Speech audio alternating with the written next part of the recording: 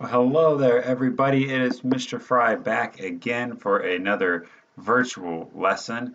And until we can get this scheduling figured out with the remote and the in-person days, I'll be seeing you this way and in school for now. So if you get a chance to do this lesson, in your classroom, and then we can talk about it when I'm there in person, I think that would be wonderful.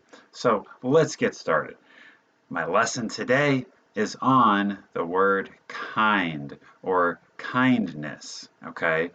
And we're going to try today to see how we can remember and practice being kind. I believe that kindness is always the right thing, right? Sometimes we have choices and we can always choose to be kind. A little fun 1-minute video here with a couple of animals. These are the olive branch animals and they are very fun. If you've never seen them, I like them and hopefully you'll like this little short video to introduce us to kindness. Okay, let's see what being kind has to do with this video.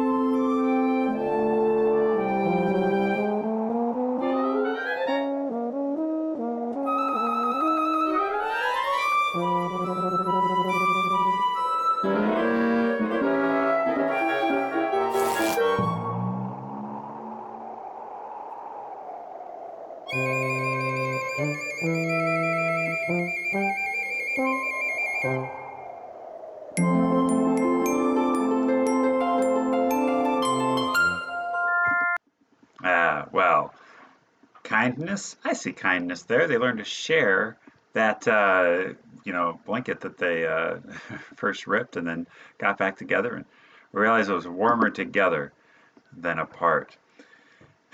So, guys, again, we can always be kind. And kindness can be a lot of things. Like in the video we just saw, kindness could be sharing. Okay, kindness could also be saying a kind and nice word to someone. It could also be helping other people. There's so many ways to be kind. This year with me so far, we've used a lot of words, all right? And two of those words come into play here. And those words are gratitude and empathy. So I know we're talking about kindness today, but I wanted to bring in those two words because we've used them in the past, and I think that they make sense when we're talking about kindness. And if you remember, gratitude, it's a big word, we practiced it. Gratitude is when you are thankful for what you have. When you practice gratitude, you look at what you have and you say, that's good enough. I'm thankful for what I have. Okay? And empathy is when you think about the feelings of others, or you try to imagine what they are going through to help you relate more to other people. So like in the video we just watched, we saw empathy and gratitude. They were thankful for the blanket that they had, and that they each realized that the other one was cold, and if they moved together and shared the blanket, they would be warmer than being separate. So both of those things led to an act of kindness. Okay, the sharing of the blanket, a big act of kindness, right? Before we move any further though, I want to talk about the word kindness and make sure that we know what it means because I've used it a few times already quite a bit. And let's turn to the dictionary. Always the best place to find what a word means.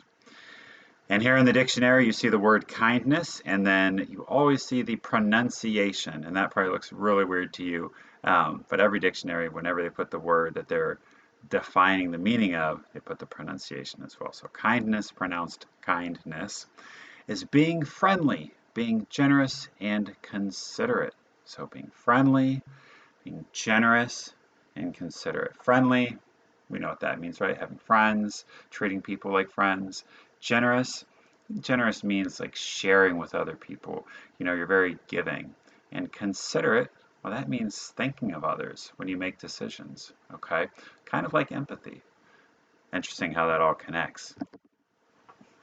So let's talk about kindness as a choice. We are constantly presented with choices. And how do we decide what to choose? How do we decide what to wear in the morning? Does someone tell us? Does someone make us wear something specific? Is it up to us to wear what we want? How do we decide what to eat?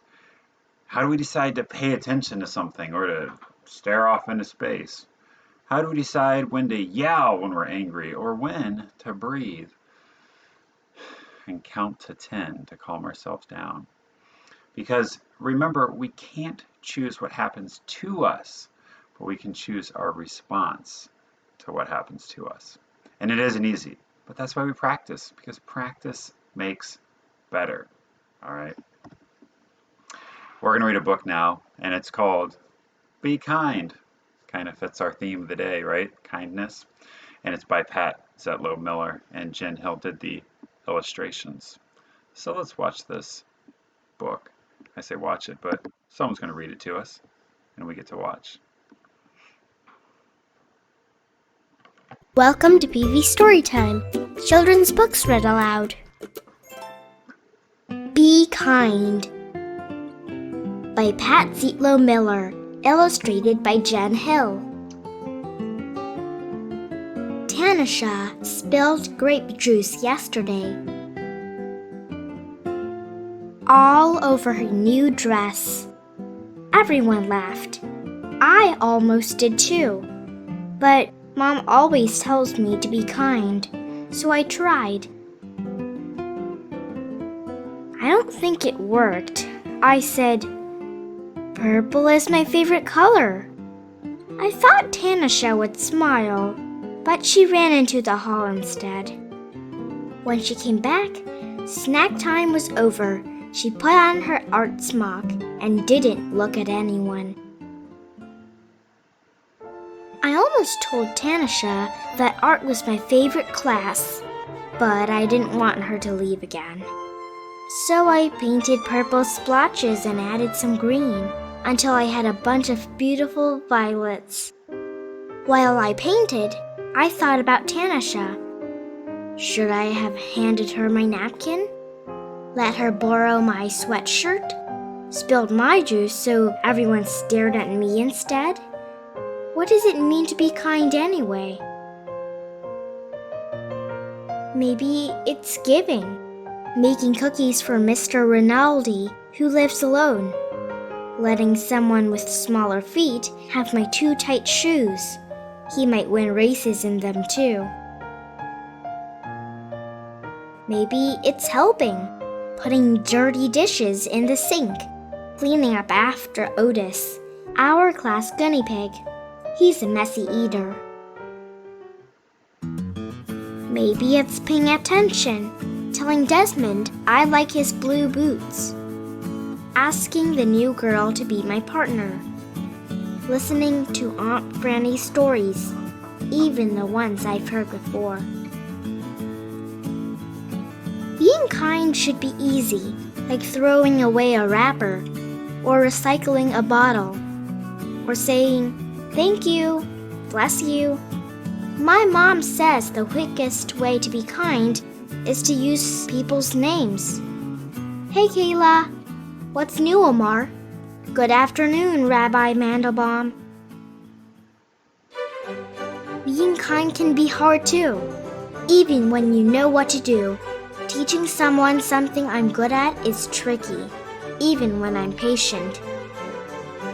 And sticking up for someone when other kids aren't kind is really hard and really scary. Maybe I can't solve Tanisha's grape juice problem. Maybe all I can do is sit by her in art class and paint this picture for her, because I know she likes purple too. Maybe I can only do small things, but my small things might join small things other people do. And together, they could grow into something big. Something really big. So big that all our kindnesses spill out of our school. Spread throughout town. Travel across the country. And go all the way around the world.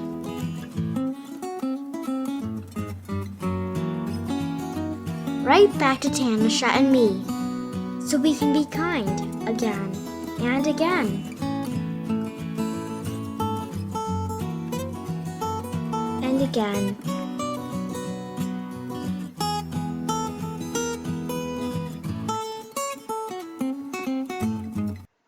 All right. Well, I like all the ideas in there that she had about being kind. And I even like how at the end she kind of just, says maybe the kindest thing I can do to help her friend Tanisha was to just sit with her. That she couldn't fix it, she couldn't make it better. But maybe she could just sit there and be kind by being present with her and sitting next to her until she felt better. I like that, and all those ideas in it too. Which brings us to our next slide, and that is that I do think that kind choices help. And why is that? Well, if you remember when we've talked about feelings a few lessons ago, and we talked about how there are no good or bad feelings. Our feelings happen to us, right? Like in the book we just read, Tanisha, she was feeling really upset when she got all purple, right? So she couldn't help feeling upset, but she could help what she does about it afterwards. Okay. And that is the trick here, is that we don't control what happens to us, but we decide what we do with our feelings. All right, so feelings happen to us, then what do we do with them? And this is why we hear a lot about making good choices. And what does it mean to make a good choice? Well, I think a good choice just means that you are able to regulate your body and emotions. It's a word I've used before, but not a lot. Regulate. Regulate just means we make a decision with a calm body and a brain. So when you feel calm, that means you are regulated, okay? And this is where our coping skills are so important. So breathing calmly and deeply, counting to 10 in your head, or maybe counting to 10 out loud if you want, taking a walk. All of those things help us calm our bodies and make better, kinder choices. Because if we're really angry and mad and upset, it's really hard for us to be kind in that moment. But if we practice calming ourselves down, breathing, counting, taking a walk, whatever works for you, there's thousands of coping skills, you're able to make a better, kinder decision. Okay?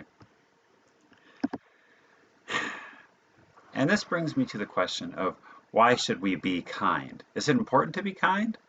What's the point of being kind? And my answer would be that as long as we live with and around other people, it is incredibly important to try to be kind. We have a responsibility to our fellow creatures, humans, animals that we share this planet with, to be our best selves. And how do we know that kindness is the right choice? I think evidence is in the act of kindness itself. It gives us a very nice, unique feeling, a very special feeling. When you are kind to someone, you help someone, you get a really good feeling in yourself. And that just comes from the act of kindness itself. It lets you know you did a kind, good thing for someone else. Because kindness is caring. And an act of kindness is selfless. That word I'm going to use here, selfless. Okay?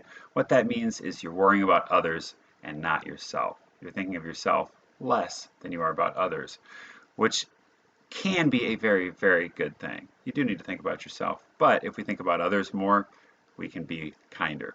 Okay? Doing something kind is about believing that others are as important as yourself, and a true act of kindness is something you choose to do when there's no one watching. Okay? Meaning that there's nothing in it for you. What do you get out of it? The good feeling that comes with being kind. You're not doing it so people will pat you on the back and say, good job. You're just doing it because you think it's the right thing. And that's what I'm trying to convince you, that kindness is the right thing.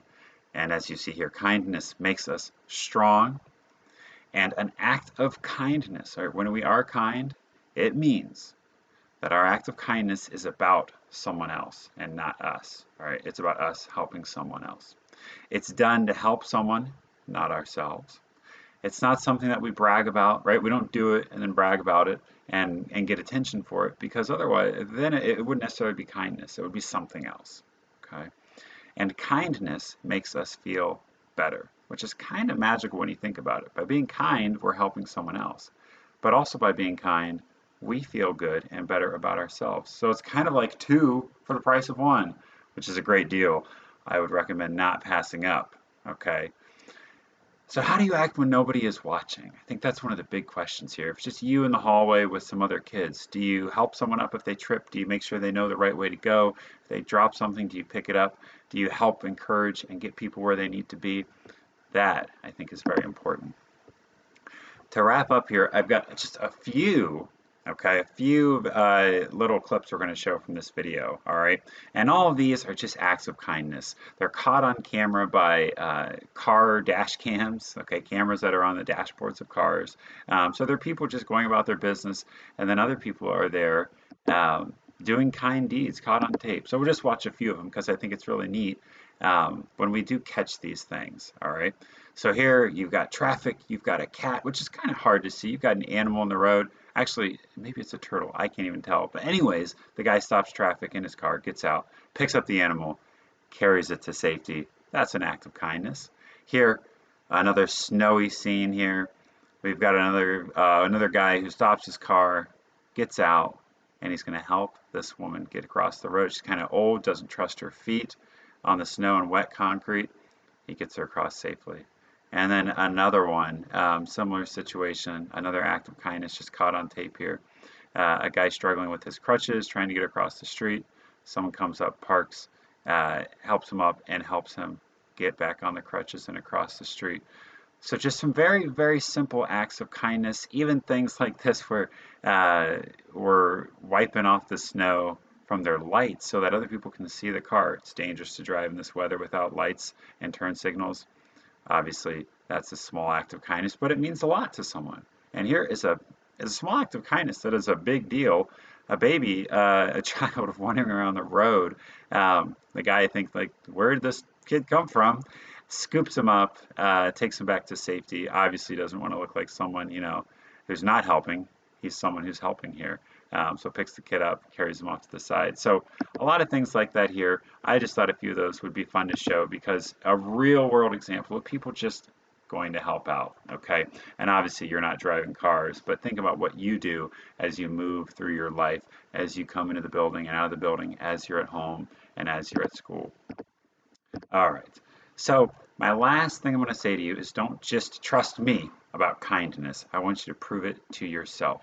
So those three words that we used today, we focused on kindness, but we also talked about empathy and gratitude. Okay, so kindness, doing good deeds for someone else, empathy, thinking of others, and gratitude, being thankful for what you have. They kind of work together to keep your heart, right, our emotions happy, to keep our brain healthy, right, when we're thinking about things, and to keep our body calm. So if you practice empathy, kindness, and gratitude, I bet that it will help you feel calm, that it'll help your heart stay happy, and then it'll keep your brain healthy, ready to learn, and feeling good. Okay, so if you see me in the building, let me know. Are you trying your best to be kind, to practice kindness, empathy, and gratitude? Because I would love to hear about it. Okay, well, that is all the time you have with me today. Until I see you next time, hang in there, have a good one, and I'll see you later.